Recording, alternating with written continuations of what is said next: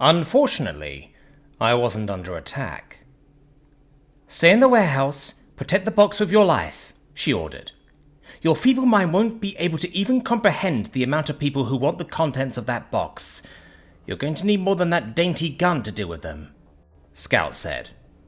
Also, the idiotic rich link woman plaguing me is named Scout. I am thoroughly menaced. It was 4:42 a.m. on a Tuesday, and alas, the danger was a complete lie.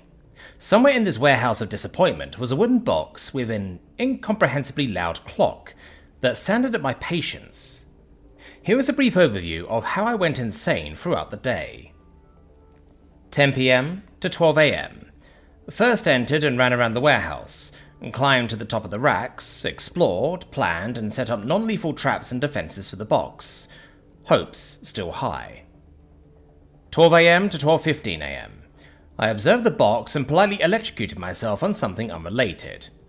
Hope was at a reasonable amount now. 12:15 a.m. to 2 a.m. Swept the entire floor and organized the paperwork in alphabetical order in its single office room. Found paint and repainted everything I could reach. Hope waned and whined. 2 a.m. to 2:40 a.m. I drew a picture of a goose. Hope was thin now. 2:40 a.m. to 3 a.m. Found marbles that may be ancient artifacts and played with them. Hope died. 3 a.m. to 4:42 a.m. Started a small fire and learned how to use an alien fire extinguisher. Went slightly mad. It's all a blur now. 4:42 a.m. to unknown. I took a nap of disillusionment. I woke up from a sound on the roof. Finally! I grabbed my gun and heard a dreadful beep. Never mind. I grabbed the back of my head and ducked down. An explosion blew a hole in the wall I just painted. A door behind me got kicked open. People repelled the skylight. It rained glass. I was surrounded by aliens with guns, which is one of my more beloved sentences. They had celium carbines, helmets and armor, along with full face masks, which is never a good sign. One of the soldiers yelled in my general direction. "You know, if you're planning on barking orders at people, it would help if you didn't deafen them with explosives first," I said, at what I think was a reasonable volume. "Drop the gun! We don't want to hurt you." Her voice slowly came to me. I looked around at the dozen soldiers around me. My ringing ears say differently, and no, I quite like my gun. I rubbed my ears. "You're outnumbered and smart enough to know you can't win this. Where is the artifact?" She took a step closer and subtly gestured a soldier behind me to cuff me. "That a fact?" I asked. "What is?" She stared blankly. "That I can't win this." I looked around. She looked at all her men and looked at me like I was a taller and bigger idiot. "Look around. I'm in a warehouse full of stuff. I've almost had a full workday to plan this out. And the scariest thing of all?" I said. Some of the soldiers moved back slightly and fiddled with their guns. "The thing that haunts criminals and politicians at night. The thing that overthrew an empire. The reason why you're all so scared of us. The thing you never, ever want to put in a trap." I took a step forward. "What would that be?" she asked, careful not to take her eye off me. I looked around at all the soldiers. "I'm a human and I got bored." I fired a shot at the electrical panel I rigged behind her. The light shut off. Incident interview transcript. What happened next? "Oh, right. We immediately turned on our thermal vision, but there was this paint all over the place that absorbed heat like a person. And the human also turned on the sprinkler system, so there was water everywhere.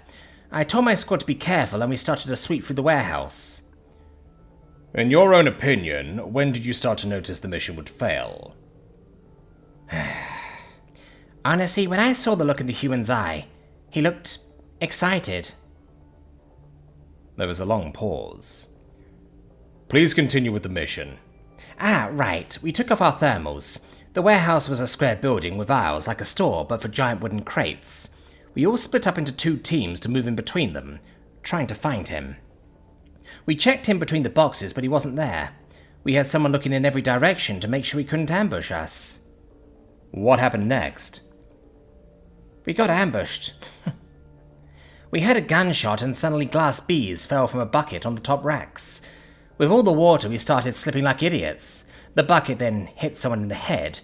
Didn't injure him, it was just insulting. After we all fell on our asses, we heard screams from the other team on the opposite side of the building. Where are these buckets coming from? Before a loud thud of a paint bucket smacking my squadmates in the head. The human must have tied rope to paint buckets, tied those to the ceiling beams, and launched them at us. Crazy bastard. After the marbles and buckets, what did you all do next? After more uncouth language against both the gods and man, we all got our sorry asses up and decided we need to stick together. We started running as fast as we could to the other group. That's when he started picking us off. What do you mean? That stun gun of his. It's a human gun. I can tell by the sound and smell. Pretty sure it's a revolver from the brief glances I got from the muzzle flashes. It looked like a normal human weapon, but instead of killing us, he shot this weird stun round. I watched my sergeant, the biggest, toughest creature I've met in my life, go down like a sack of rocks. He tensed on the ground like he was fighting his own muscles. I returned covering fire towards where I saw the flash, but it was like there were two of them, because next thing I know, I see another one of my guys go down next to me from a shot from a different side. The new recruit ran towards the shot like a moron before he tripped and flung himself face first into the concrete. He moaned in pain, and I shined my flashlight and saw the tripwire. I looked over to my right and barely saw the silhouette of him, holding a fire extinguisher. Before I could tell my squad to watch out, he sprayed them good. What's so funny? It's just been a while since I got my ass kicked this much. After the fire extinguisher, it was easy pickings for him.